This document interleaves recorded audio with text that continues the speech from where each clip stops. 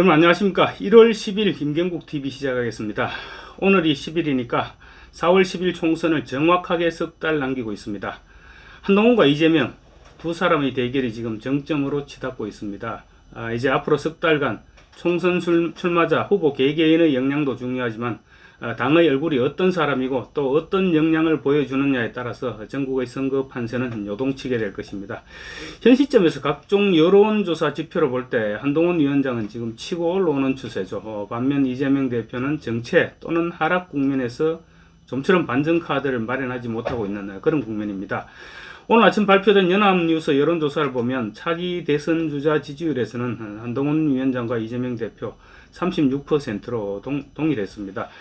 근데 여론의 바로미터라고 할 수 있는 서울의 여론조사는 좀 심각한 것 같습니다. 한동훈 위원장이 43%인데 비해서 이재명 대표는 28%로 무려 15%포인트나 차이가 났습니다.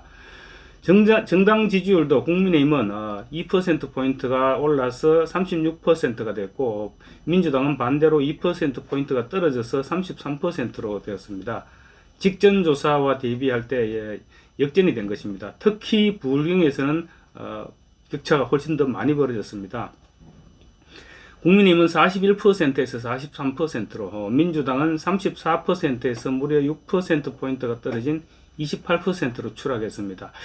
아마 이재명 대표 이번에 피습을 당한 이후 부산대병원에서 서울대병원으로 이송하는 그 헬기 특혜 뭐 이런 부분이라든가, 또 민주당 그 과정에서 민주당 인사들의 입에서 나왔던 지방 비하 행태 뭐 이런 것들이 반영되지 않았나 싶습니다.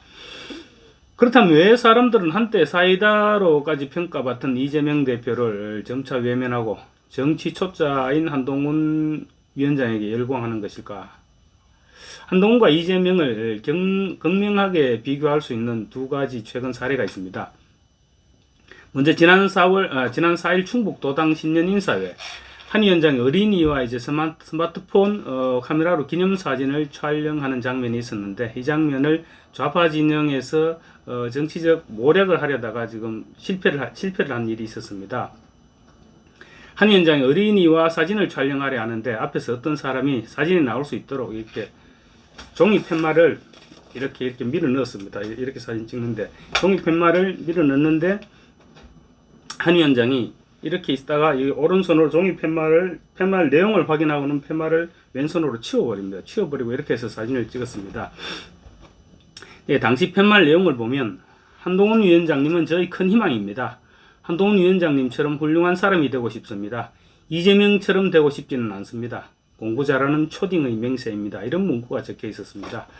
한 위원장은 이 글이 어린이가 들고 있기에는 적합하지 않다, 적절치 않은 문구다 이렇게 판단하고 치웠던 것이죠.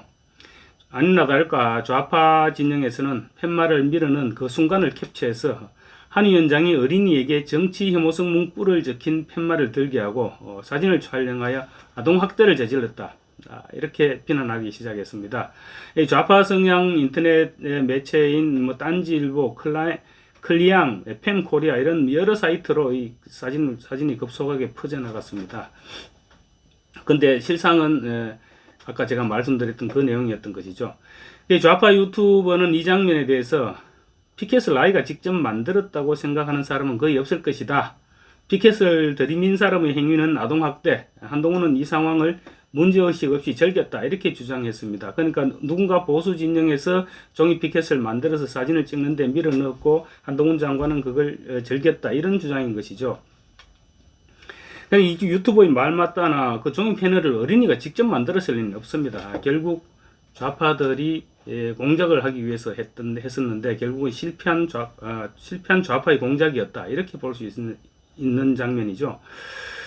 자칫 방심했으면 한 위원장이 어린이를 정치에 이용한다 이런 제목과 함께 진짜 오랫동안 인터넷상에 떠돌 수 있는 그런 사진이었습니다. 역시 좌파 진영의 악의적인 계획이었다 이렇게 볼 수 있는 장면이죠. 이처럼 한 위원장은 어린이들이 어른들의 정치의 소모품으로 활용돼서는 안 된다 이런 확고한 생각을 갖고 있습니다.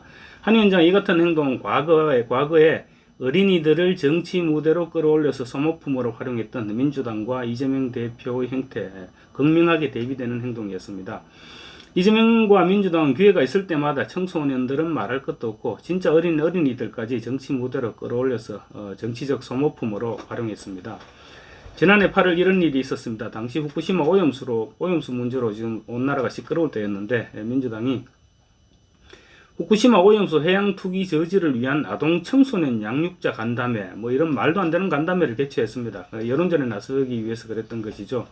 이 자리에 무려 8살짜리 초등학생 어린이가 어린이 활동가로 나와서 반대 발언을 했는데 뭐 누가 봐도 어른들의 작품이죠. 사회자가 그렇게 소개했습니다. 어린이 활동가들을 대표해서 8살짜리 A장이 나와서 이제 뭐 한 말씀 하겠다 이렇게 소개를 했겠죠. 어쨌든 그러한 그 자리에 나와서 이 8살 어린이가 이렇게 얘기합니다. 영상으로 본 후쿠시마 핵발전소안은 아주 끔찍했다. 거기서 나온 위험한 물을 바다에 버린다니 무지 놀랐다라고 말했습니다. 8살짜리 아이가 원고를 직접 만들었을 리는 없겠죠. 이재명 대표 당시 간담회에 참석해서 진짜 말 그대로 어른들에게 때묻은 어린아이의 주장을 듣고 8살짜리 어린이를 활동가로 부추기까지 했습니다. 그러면서 이런 말을 했습니다. 미래세대 활동가의 말을 잘 들었다. 총력 단결해서 대책을 강구하고 저지할 때가 된 것 같다. 이렇게 화답하고 또 격려했습니다. 아이에게 원고를 주며 읽으라고 한 사람의 행위나 이를 듣고 즐긴 이 대표의 행위 이런 것이 바로 아동학대죠. 당시에도 불과 8살짜리 어린이에게 도대체 무슨 짓을 하는 거냐 이런 비난이 들끓었습니다. 그렇지만 이 대표는 아랑곳하지 않았습니다.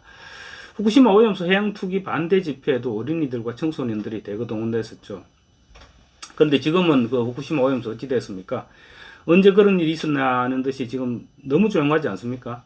그렇다고 일본이 지금 해양 투기를 중단한 것도 아닙니다. 그런데 좌파들은 아무 일도 없었던 것처럼 횟집에서 회식을 하고 이렇게 생선을 잘 먹고 있습니다. 결국 후쿠시마 오염수 투쟁은 당시 이재명 대표의 사법 리스크에 맞서기 위해서 민주당에서 만들어낸 도구에 불과했던 것입니다. 과거 또 광우병과 사드 사태, 그때도 당시 유모차 어린이들 세워서 반대 시위를 얼마나 많이 했습니까?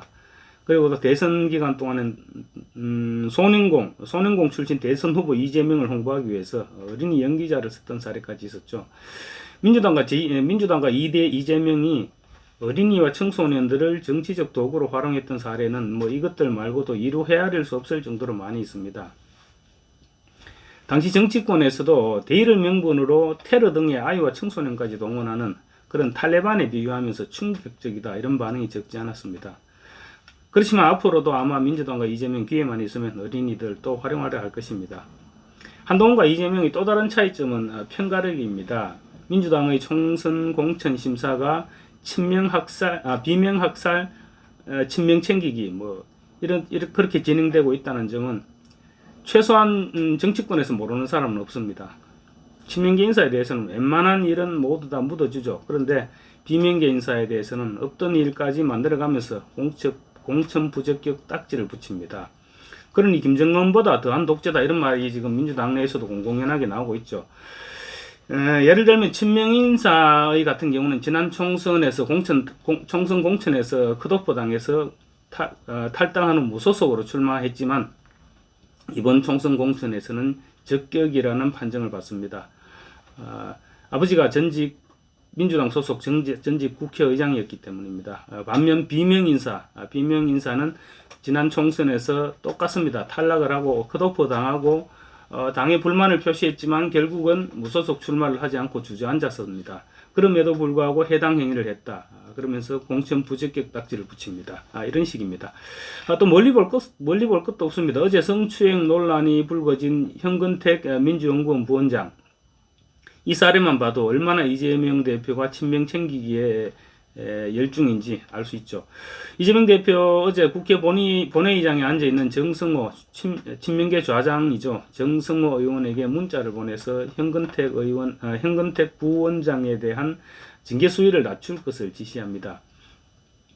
정성호 의원은 당내에서 그런 당직을 맡고 있지도 않습니다. 그런 상황임에도 자연스럽게 정성호 의원에게 지시하고 또 정성호 의원은 받아들입니다. 그러니까 당의 공조직이 이미 무력화되어 있다는 것을 입증하는 그런 사례죠. 정 의원이 그 자리에서 공천이 불가능한 당원 자격 정지 정도는 돼야 하지 않겠느냐 이렇게 문자를 보내니까 이 대표가 공천에 지장이 없는 엄중 경고 정도로 해라 뭐 이렇게 사실상 지시를 합니다. 이 정도면 내 사람 챙기기가 아니라 심각한 편가르기라고 할 수 있죠. 그런데 한동훈 위원장 정반대 행보를 보이고 있습니다. 취임 후 당직 인선 과정에서 소위 말하는 친윤계 인사들은 대부분 이선으로 물리고 자신의 취임에 반대했다든지 아니면 과거 친윤계에 맞섰던 당내 그동안 친윤계에 맞서면서 소외됐던 당내 인사들을 지금 전면에 배치하고 있습니다. 이재명이 모든 당직의 친명계를 발탁한 것과도 정반대인 탕평 인사죠. 한 위원장 어제 당직 개편 인사에서 친윤계 핵심인 함경우 조직부총장의 사의를 받아들이고 김종혁 경기고양병 당협위원장을 조직부총장에 새로 임명했습니다.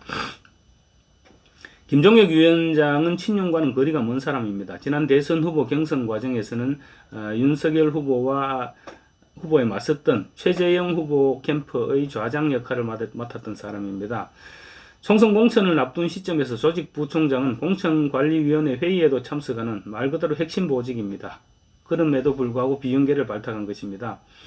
또 여의도 연구원장을 자진 사퇴한 김성원 의원 마찬가지입니다. 김성원 의원은 한동훈 추대론에 불을 붙였던 사람입니다. 그렇지만 이선으로 후퇴시키고 정치적 색깔이 전혀 없는 홍영림 조선일보 전 기자를 여의도 원장 자리에 앉혔습니다. 그리고 또 공천 시즌의 핵심 요직인 사무총장도 마찬가지입니다. 사무총장 역시 기존의 이만희 사무총장은 대선에서 역할을 하면서 공신으로 분류된 사람입니다. 그런 사람 대신에 한동훈 비대위원장 추대 반대 입장을 거의 공개적으로 주장했던 장동혁 의원을 발탁했습니다. 장동혁 의원 역시 대선 경선이나 본선 때는 원외의 신분으로 어떤 역할을 할 수 있는 자리에 있지도 않았습니다. 그러니까 친윤과는 거리가 멀다는 얘기죠. 유임된 유이동 정책위 의장 역시 마찬가지입니다. 유승민계 핵심이었습니다. 그리고 비대위원으로 발탁한 김예지 의원은 유승민 캠프의 선소리 본부장을 맡았던 사람입니다. 수석 대변인으로 유임된 박정아 의원은 원희룡 제주도지사 시절에 제주도 정무부지사를 지냈던 원희룡계 핵심이라고 부를 수 있는 사람입니다. 이처럼 한동훈 위원장은 주요 당직 개편을 하면서 친윤계가 아닌 비윤계 그리고 지금까지 당에서 소외되어 있던 그런 인물들을 전부 모두 전진 배치시켰습니다. 앞으로 당내에서 친윤이니 비윤이니 그런 이분법적 갈라치기가 아니라 그동안 소외됐던 당내 모든 세력들을 껴안고 가는 탕평과 화합의 국민의힘을 만들어 나가겠다. 이것이 한 위원장의 생각이고 또 그렇게 실천에 옮기고 있는 것입니다. 당내 갈라치기에 몰두하는 이재명과 화합의 무지개당을 만들어가는 한동훈 두 사람 중에 누가 성공할 수 있을 것인지는 굳이 정치적 분석까지 하지 않아도 충분히 예상이 가능한 문제이지 않을까 이렇게 생각합니다. 감사합니다.